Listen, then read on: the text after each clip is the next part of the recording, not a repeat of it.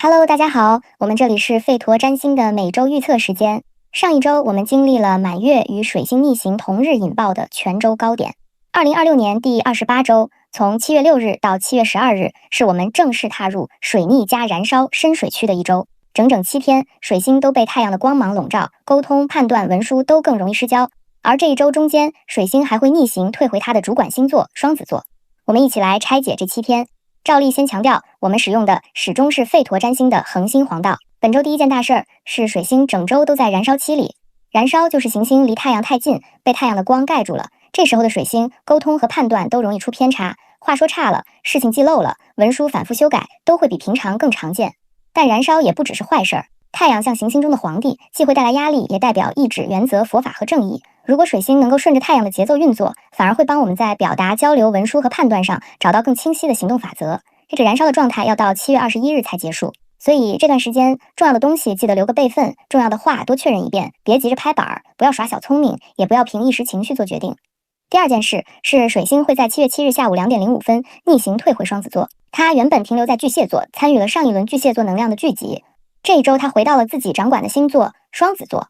他在这里最擅长拆解、分类，把话重新讲清楚。所以从这天起，你可能会发现一些一直想不明白的事儿，或不知道怎么开口的话，忽然有了新的整理角度。不过要提醒一句，这种能力会因为逆行加燃烧而打折扣。它现在更适合往内用，用于自我提升，尽量减少向外的不必要表达。然后我们也需要关注一下金星，它在上周六7月4日夜里进入了狮子座，这一周仍然保持在狮子座的位置。狮子是太阳的星座。金星在这里会表现出一种想被看见的张扬的气派，审美更讲究，感情更希望得到回应，花钱也更看重值不值得，配不配得上。但到了7月11日到12日，金星会在狮子座与季都近距离相遇。严格来说，季都是焦点，不是实体行星，所以这里不能称作标准意义上的行星交战。但从象征影响上看，它确实会带来类似交战的拉扯感。金星想要美、关系、享受和被看见，季都则带来抽离、无常和抓不住。说到交战，7月12日周日傍晚6点25分起，太阳和水星在双子座也发生行星交战，一直打到下周初。这意味着水逆加燃烧的强度会在周日傍晚冲到这一轮的顶点，其余大行星的星座位置没有发生明显变化。土星在双鱼，罗喉在水瓶，季都在狮子，木星在巨蟹，火星在金牛，太阳在双子。我们来逐一查看本周的月亮星宿变化。周一7月6日，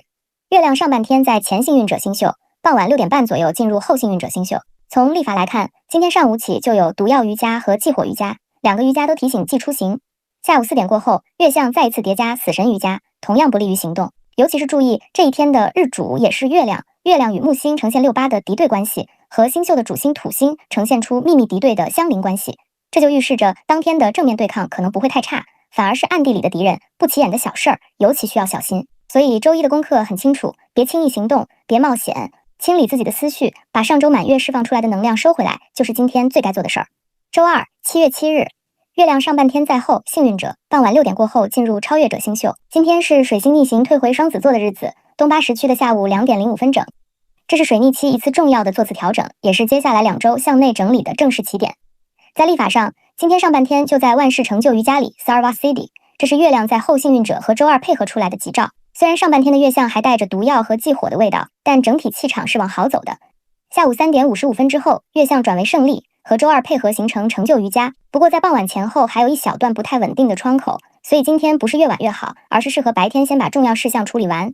注意，超越者的符号是一条鱼，这是27星宿中的最后一个星宿，即将迎来新一轮的改变。而当天的日主是火星，和月亮呈现的是一个兄弟朋友的关系，因此这一天的主题是能进能退，适度尝试会带来收获，但一定要有进有退，有自己的战术，不要死磕。周三7月8日，月亮上半天在超越者，傍晚6点前后进入驯马者星宿。今天是本周要守住的一天，月相和历法都提示今天不适合做重大的行动，几个常见的不太有利于行动的瑜伽在今天出现。除此之外，今天的主星也是我们在前面反复讨论的主角水星。昨天的时候水星逆行，而今天水星会发挥自己作为日主的功能，因此在此前已经解释过的水星逆行与燃烧的影响在今天会尤其明显。所以无论是在沟通还是文书工作上，记得保护好自己。今天适合做一些利他、公益或帮助他人的事情，尤其是下午之后，你的付出更容易以另一种形式得到回应。驯马者的特点包含一种快速调整、迅速切换的能量，在晚上的时候很适合把白天堆积的疲惫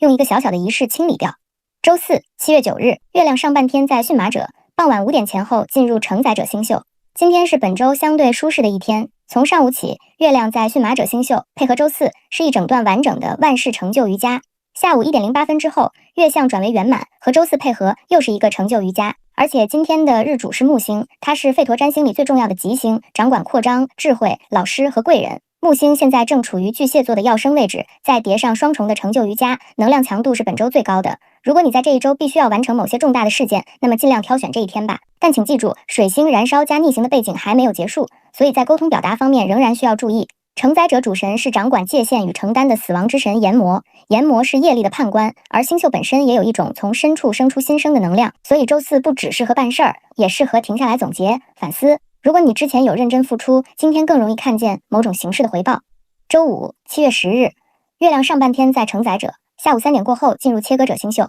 周五的整体色调和切割者一样锋利，早上8点半之后，整体的月相和太阳构成了一个尖锐、锋芒、死亡瑜伽，所以这一天比较容易引发激烈冲突，这是我们尤其需要注意和避免的。所以一定要提醒自己，在早上的时候用温和的心态开始新的一天吧，不要理会那些争执矛盾。好消息在中午之后，上午10点46分之后，月相转为喜乐，配合周五主星金星，构成了成就瑜伽。切割者星宿符号是一把剃刀，也是一簇火焰。主星太阳，主神是火焰之神阿奇尼，因此它的能量非常充沛，同时又如同刀片一样精准，能看清本质，击中关键。配合金星，还有与金星同宫的嫉妒，会把这种精准锋利的力量带入情感和物质层面，表现出在情感和物质相关事项中的争执，或者是另外一种情况，也可能让我们精确地处理某个存在已久的问题。周六7月11日，月亮上半天在切割者，下午1点前进入朱红者星宿。今天是上午谨慎，午后开阔的一天。从历法上解读，各种各样的能量组合都在提醒早晨别急、别猛，别在上午冲重要的事儿。但从中午12点56分之后，月亮进入朱红者星宿，它的符号是一辆牛车，也是一颗珠宝，主星月亮。